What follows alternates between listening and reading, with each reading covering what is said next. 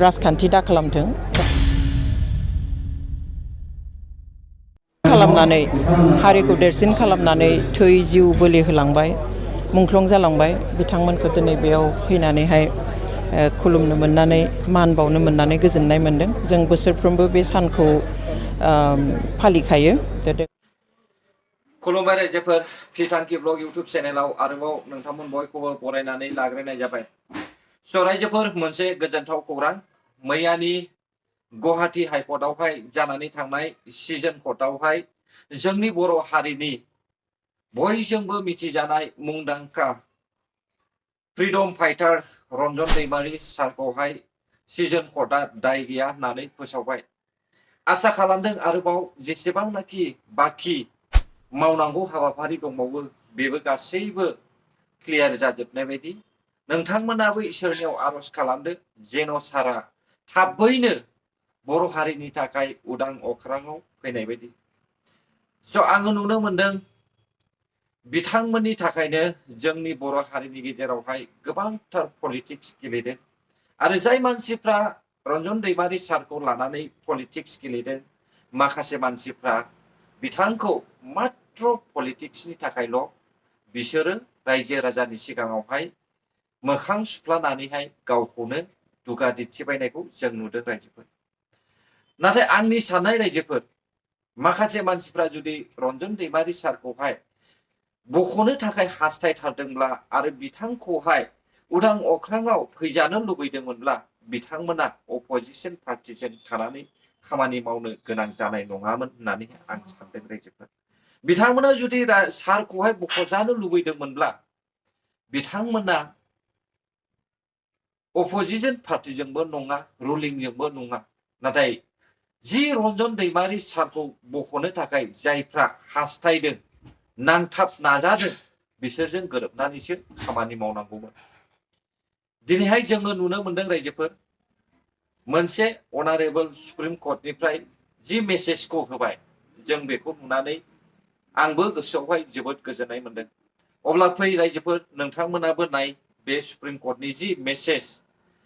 जाय मेसेजखौहाय ससियेल मिडियायावहाय जोंनो मोननो हादों बेखौहाय आङो नोंथांमोननोबो एसे फरायनानै होनोसै फै रायजोफोर नोंथांमोना बेखौहाय नायनानै फरायनो हागोन जे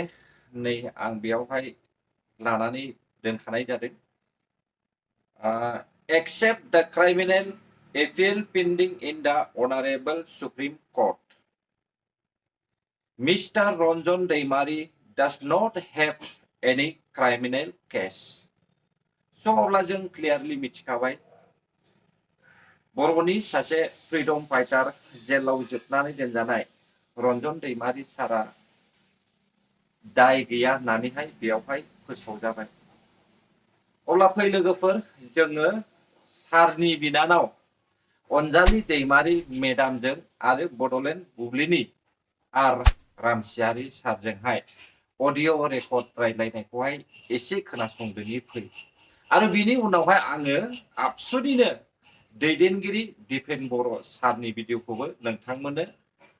होनो थांगासिनो दङ बेखौबो नेनानै थाब्लानो जाबाय आरो जोबजासे मोजाङै खोनासं गिबियावनो खुलुमबाय मेडाम जों खोनानो मोनदों जे जिहेतु जों नुदों समाजारि बिजोंजों लोगोसे नोंथाङाबो नोंथांनि प्रफाइलाव लिरदों जे मानगोनां बिथां एनडिएफबिनि गायसनगिरि बिथां रन्जन दैमारि सारखौ बे समाव सिजन कर्टआव कर्टनिफ्राय दाय गैयै मोनसे फोसावबाय बे बेसेबां सैथो आरो लोगोसेनो माबायदि जानानै दं गुवाहाटी सेसन कर्टआव थानाय बे केसा गोजाम केसमोन 93-94 निसो स्पेशल अपारेशन इउनिटनि आन्दारावहाय केस होननानै बुङो बे गोबाव सोलिनायनि उनावहाय मैया फाइनाल जाजमेन्ट जाबाय बे फाइनाल जाजमेन्टनि गासैबो एक्टिभ जाबाय एबा दाय गैया होनना फोसावजाबाय आरो केसा मैयानिफ्राय जोब्बाय बेयावहाय आदा बियार नाब्लाल' नङामोन आल्फानि गोजौ थाखोनि जि लिडारफोर दंमोन बे गासै आदाखौ लाफानानै जिसे गासैबो एक्टिभ जाजोब्बाय होनबा बे केसनिफ्राय दाय गैया होननानै गोथाव जाबाय बेयाव दा आसामाव आरो जेसेबां केसमोन गुबुन गुबुन डिस्ट्रिक्टआवहाय गुबुन गुबुन थानानि सिङावहाय गोबां केसफोर दंमोन बे मोनफा मोनफा जोबबोनानै इभेन सादा केसफोर दङ बेफोर गासिबो जोबनानै बे मोनसेयाल' दंफैयोमोन ओमफ्राय मैया बेबो जोब्बाय दा स्टेटनि कर्टनि आन्दारावहाय जेबो केस गैलिया क्रिमिनेल नन क्रिमिनेल ओमफ्राय दा मोनसेल' बाखि दंसै सिबिआइ केस बेखौ जोङो सुप्रिम कर्टआवहाय एपिल खालामनानै दोनदों बेनि थाखाय बेल हियारिं थांनाय 20 नभेम्बराव जानो गोनांमोन सिगां डेट होखानाय मथेब्ला बेखौ लिस्टेड जायाखै सुप्रिम कर्टनि चिफ जास्टिस सोलायनायनि थाखाय दा आरो लिस्टेड जाफिनदों बे समफोर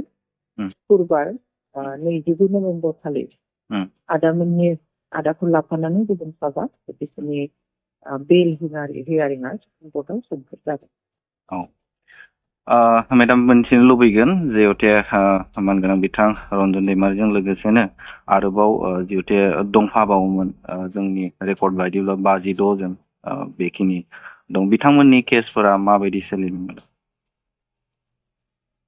ओरैनो सिबिआइ केसाव आदामोना 6 जन दङ खिन्थु बाखि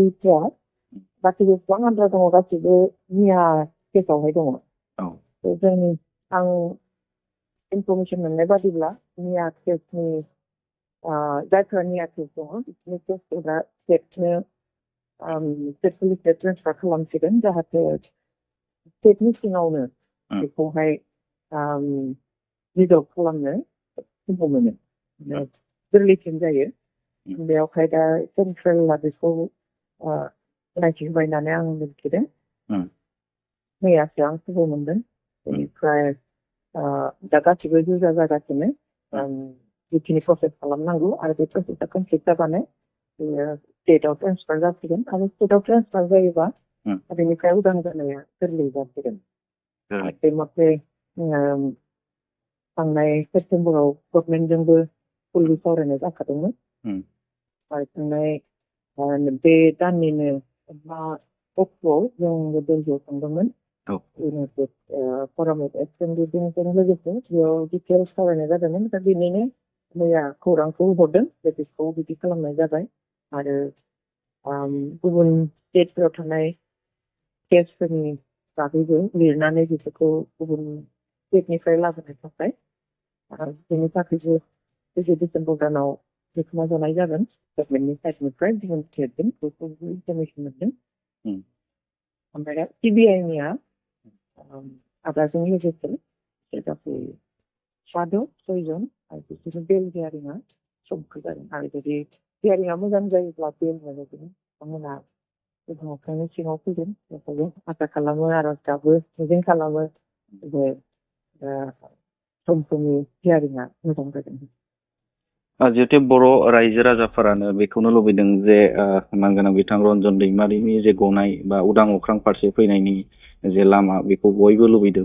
दा बे बिथिङाव नैबे जिहेतु नोंथाङा बुंदों समफोर जे मोनसे बेल हियारिं दङ सिबिआइनि दा बेसेबां पजिटिभ फैनायनि लामायाव दङ जोंनि नोजोरावथ' दिनैसिम पजिटिभआवनो दङ जों कनसार्न मानसिफोरजों कनसार्न बिफानफोरजों सावरायनाय बादिब्ला गासैबो थिगानो खिन्थु बुंनो हाया कर्टनि खोथा जों मिथिगौ रायजो राजाफ्रा बयबो लुबैदों आसा खालामदों हारिनि मानसि हारियानो लुबैदों आदानाब्लाल' नङा बिथांजों लोगोसे जेसेबां दं बयबो उदां अख्रां सिङाव फैजानो लुबैयो बयबो जोंबो गोसोजों गोरबोजों लुबैयो आरो बेनिफ्राय जेसेबां हायो जों सान हर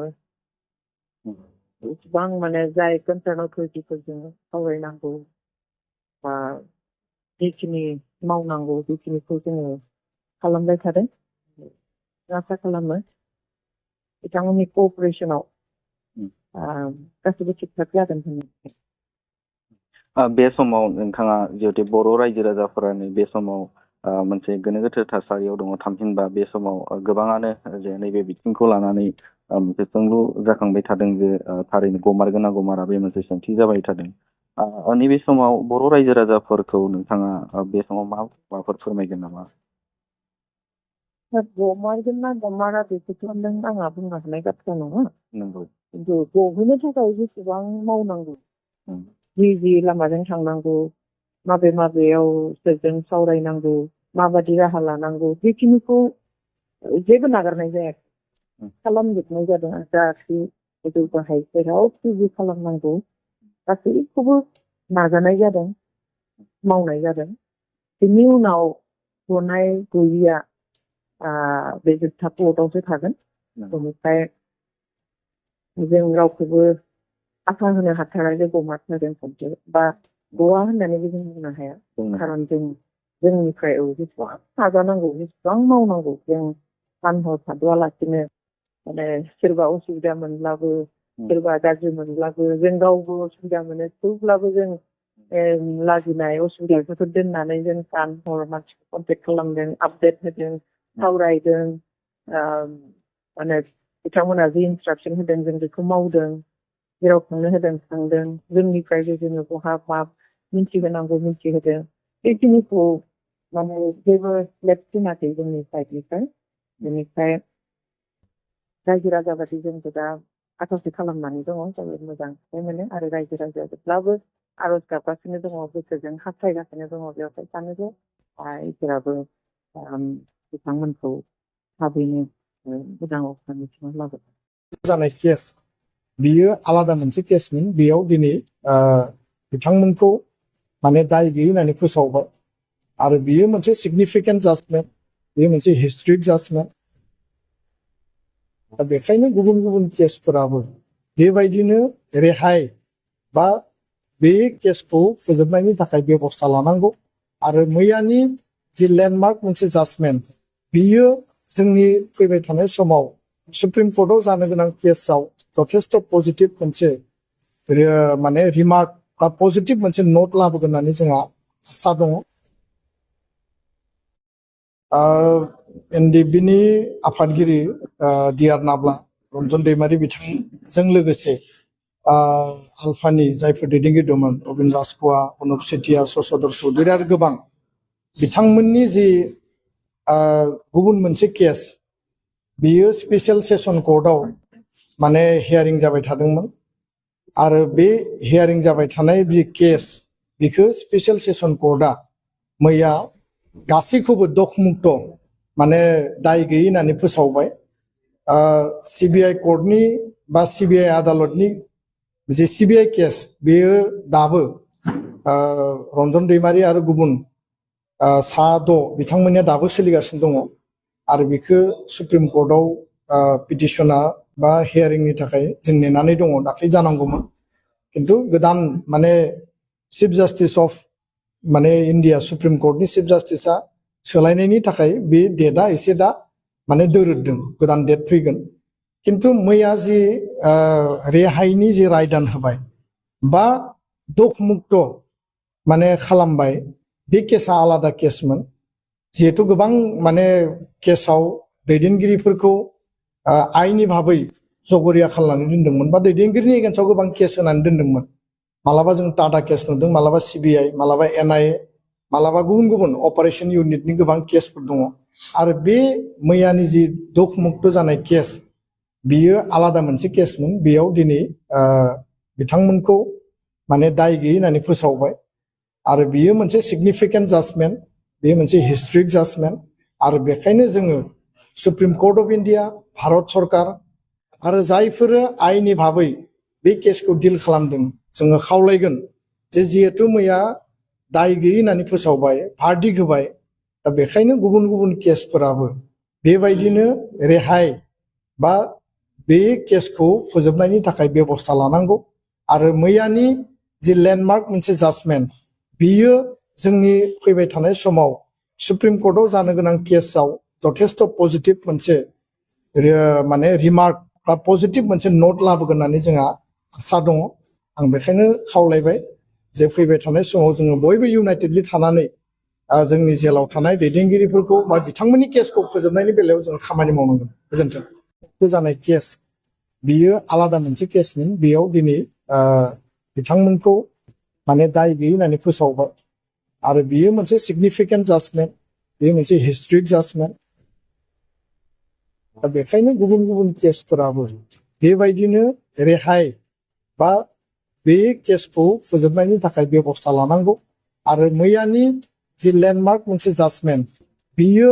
जोंनि फैबाय थानाय समाव सुप्रिम कर्टआव जानो गोनां केसआव जथेस्थ पजिटिभ मोनसे माने रिमार्क बा पजिटिभ मोनसे नोट लाबोगोन होननानै जोंहा आसा दङ एनडिबिनि आफादगिरि डिआर नाब्ला रन्जन दैमारि बिथांजों लोगोसे आलफानि जायफोर दैदेनगिरि दंमोन अबिन राजख'वा अनुप सेतिया शशधर चौधुरी आरो गोबां बिथांमोननि जि गुबुन मोनसे केस बियो स्पेसियेल सेसन कर्टआव माने हियारिं जाबाय थादोंमोन आरो बे हियारिं जाबाय थानाय बि केस बिखौ स्पेसियेल सेसन कर्टआ मैया गासैखौबो दखमुक्त माने दाय गैयै होननानै फोसावबाय सिबिआइ कर्टनि बा सिबिआइ आदालतनि जे सिबिआइ केस बेयो दाबो रन्जन दैमारि आरो गुबुन सा 6 बिथांमोननिया दाबो सोलिगासिनो दङ आरो बेखौ सुप्रिम कर्टआव पिटिसना बा हियारिंनि थाखाय जों नेनानै दङ दाख्लै जानांगौमोन किन्तु गोदान माने चिफ जास्टिस अफ माने इन्डिया सुप्रिम कर्टनि चिफ जास्टिसआ सोलायनायनि थाखाय बे डेटआ एसे दा माने दोरोददों गोदान डेट फैगोन किन्तु मैया जि रेहायनि जि रायदान होबाय बा दखमुक्त माने खालामबाय बे केसा आलादा केसमोन जिहेतु गोबां माने केसाव दैदेनगिरिफोरखौ आइनि भाबै जगरिया खालामनानै दोनदोंमोन बा दैदेनगिरिनि एगेन्स्टआव गोबां केस होनानै दोनदोंमोन मालाबा जों टाटा केस नुदों मालाबा सिबिआइ मालाबा एनआइए मालाबा गुबुन गुबुन अपारेशन इउनिटनि गोबां केसफोर दङ आरो बे मैयानि जि दखमुक्त जानाय केस बियो आलादा मोनसे केसमोन बेयाव दिनै बिथांमोनखौ माने दाय गैयै होननानै फोसावबाय आरो बियो मोनसे सिगनिफिकेन्ट जाजमेन्ट बेयो मोनसे हिस्ट्रिक जाजमेन्ट आरो बेखायनो जोङो supreme court of India Bharat सरकार आरो जायफोरो आइनि भाबै बे केसखौ डिल खालामदों जोङो खावलायगोन जे जिहेतु मैया दाय गैयै होननानै फोसावबाय भार्डिक होबाय दा बेखायनो गुबुन गुबुन केसफोराबो बेबायदिनो रेहाय बा बे केसखौ फोजोबनायनि थाखाय बेबस्था लानांगौ आरो मैयानि जि लेन्डमार्क मोनसे जाजमेन्ट बियो जोंनि फैबाय थानाय समाव सुप्रिम कर्टआव जानो गोनां केसआव जथेस्थ पजिटिभ मोनसे माने रिमार्क बा पजिटिभ मोनसे नोट लाबोगोन होननानै जोंहा आसा दङ आं बेखायनो खावलायबाय जे फैबाय थानाय समाव जोङो बयबो इउनाइटेडलि थानानै जोंनि जेलाव थानाय दैदेनगिरिफोरखौ बा बिथांमोननि